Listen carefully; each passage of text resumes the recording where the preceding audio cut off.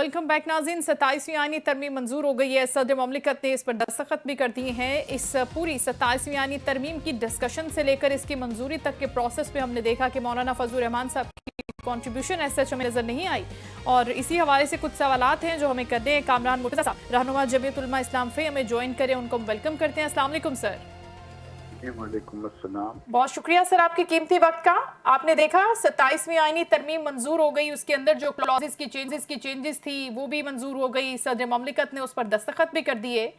हमने मौलाना साहब के हवाले से कुछ एक्सपेक्ट किया था कि शायद वो जाकर मुखालिफत में वोट देंगे या फिर एहतजाज होगा, उनका रोल होगा इसके अंदर, लेकिन उन्होंने अपने आप को अलग क्यों रखा? वो मुल्क से बाहर ही क्यों चले गए? ऐसा है कि पार्टियां अपने प्रोग्राम जो है कई महीने कबल बनाती हैं, और ये बैनुल-अक़वामी प्रोग्राम था बांग्लादेश में, और इसके लिए कई महीने पहले से वक्त दे दिए गए थे। तो जिस चीज़ के लिए वक्त दे दिया जाए, कमिटमेंट्स मौजूद हों, तो उसमें फिर शिरकत लाजिम हो जाती है।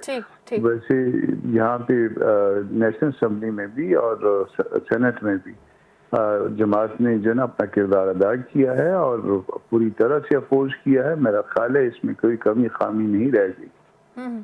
ठीक। और आईनी अदालतों के कयाम पर मौलाना साहब ने 26वीं आईनी तरमीम में अपने तहफ़्फ़ुज़ात का इजहार किया था, पूरे मामले को टेकअप किया था। हमने उस वक्त भी आपसे बात की थी, हम अपडेट रहते थे आपके ज़रिए।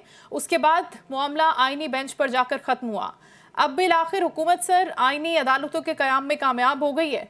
इसके ऊपर जमीयत उलमा इस्लाम क्या समझती है, मौलाना साहब क्या समझते हैं? इसमें हमारी और मुस्लिम लीग नून पाकिस्तान पीपल्स पार्टी के अंदर एक कमिटमेंट, इसमें यकीनन जो है ना हमने पीटीआई को भी ऑन बोर्ड रखा था। ठीक। और कम से कम 3 पार्टियों के दरमियान तो ये कमिटमेंट थी, उस कमिटमेंट को वायलेट किया गया। जो चीजें तय की गई, जिन चीजों को हमने डाइल्यूट करके निकलवा दिया था, वो दोबारा जो है ना वो 4 सीटें जब मजीद हासिल हो गई, ये रिजर्व सीट्स वाली, तो उसके बाद जो है फिर ये समझा गया कि अब शायद हमारी जरूरत नहीं रही, और उसको वापस जो चीजें रह गई थी उनको दोबारा उसी शक्ल में या किसी और शक्ल में लाया जा सके। तो बस वही कुछ किया गया, और उस किया जाने का जो ना वो शाखसाना ये शुरू हो गया कि सुप्रीम कोर्ट के 2 जजेस इस्तीफा दे चुके हैं। शायद मुमकिन है कि पाइपलाइन में कुछ और लोग भी हों। लेकिन ये क्या कोई इम्पैक्टफुल बात होगी सर? कामरान साहब, आप समझते हैं कि जजेस ने जो इस्तीफा दिया है, ये मामला अगर आगे भी बढ़ता है, चले हम यूँ समझ लेते हैं कि अदालती तहरीक में भी अगर ये चीज़ चेंज हो जाती है, तो क्या जजेस की इस तरमीम के ऊपर कोई इफेक्ट पड़ेगा 27वीं आईनी तरमीम में? और सेकेंडली मैं आपसे ये जानना चाहूँगी, आर्टिकल 243 को बहुत अंडर डिस्कशन रखा गया, उसके हवाले से तो जमीयत उलमा इस्लाम को इसके ऊपर कोई एतराज़ तो नहीं था, उसके ऊपर तो क्लैरिटी थी, राइट? नहीं, किसने कह दिया कि क्लैरिटी थी? क्या उसके ऊपर जो आपको पुरानी जो 243 जो है वो मालूम है कि वो पहले भी जो है ना 26 अमेंडमेंट में 243 को अमेंड करने की अटेम्प्ट हुई थी, मगर नहीं हो चुकी थी। यहाँ पे भी जेयूआई ने कोई इसको सपोर्ट में वोट तो नहीं किया। तो जिस चीज की सपोर्ट में वोट ना आए उस पे इस तरह से जो है वो ये कह देना कि हमारी कोई क्लैरिटी थी, हम वोट कर रहे थे या हमने वोट किया है, ये तो मेरा ख्याल है ज्यादती है। बाकी आपने कहा कि जजों ने जो रिजाइन किया है, इसके क्या इफेक्ट होंगे? इसका इफेक्ट जो है वो मुल्क के ऊपर है, इसका इफेक्ट जो है वो मुल्क की इज्जत के ऊपर है। इसका इफेक्ट जो है ना बज़ाहिर जो है ना कोई कानूनी इफेक्ट आपको नजर नहीं आएगा, बल्कि कानूनी आपको बज़ाहिर ये शायद लगे कि इसमें जो है गवर्नमेंट का रास्ता साफ हो गया है, मगर जो है ना एक इज्जत हुआ करती है कौम की, एक इज्जत हुआ करती है मुल्क की। उस इज्जत के साथ जो है ना जो कुछ हुआ है वो उसका देख लीजिए कि वो इज्जत क्या उसी स्टेज पे है जो इनके जजों के इस्तीफा देने से पहले थी, या वो नीचे आ गई? सर ये बात तो समझने की है, अगर इसको समझा जाए तो। वैसे तो कोई समझने की बात यहाँ पर अंडरस्टैंडिंग की वो लेवल नज़र नहीं आ रही है अपेरेंटली।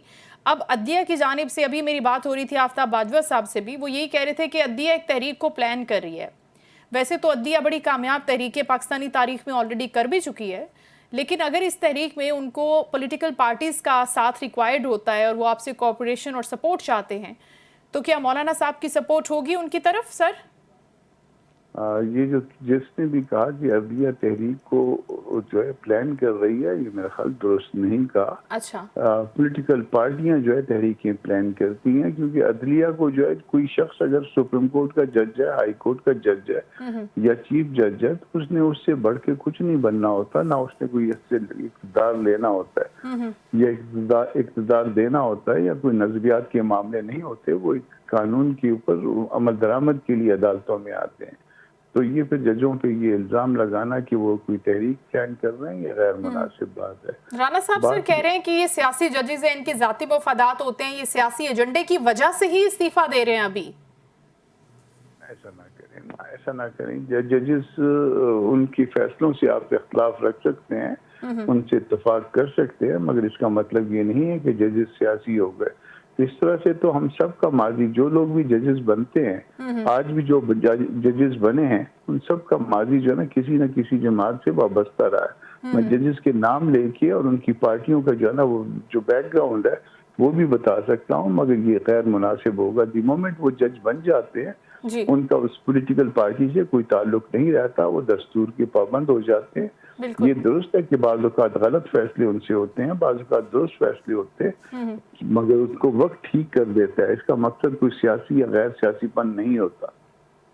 ٹھیک ہے، بہت شکریہ. کامران مرتضیٰ صاحب بات کر رہے تھے ہم سے اس حوالے سے، اور مولانا صاحب کے حوالے سے بھی انہوں نے کلیئرٹی دی کہ آلریڈی ان کی ایک کمٹمنٹ تھی اور وہاں پر ان کو روانہ ہونا تھا، لیکن 27ویں آئینی ترمیم کے حوالے سے وہ بہت ہی کلیئر سٹانس پر موجود ہیں، آرٹیکل 243 کے اوپر بھی اور پوری 27ویں آئینی ترمیم کے اوپر، چاہے وہ آئینی عدالتوں کا قیام ہو. یہ کلیئرٹی انہوں نے دی ہے. اس کے ساتھ ہی ناظرین شو کا وقت ختم ہو. اپنا خیال رکھیے گا. آپ سے دوبارہ ملاقات ہوگی. اللہ حافظ.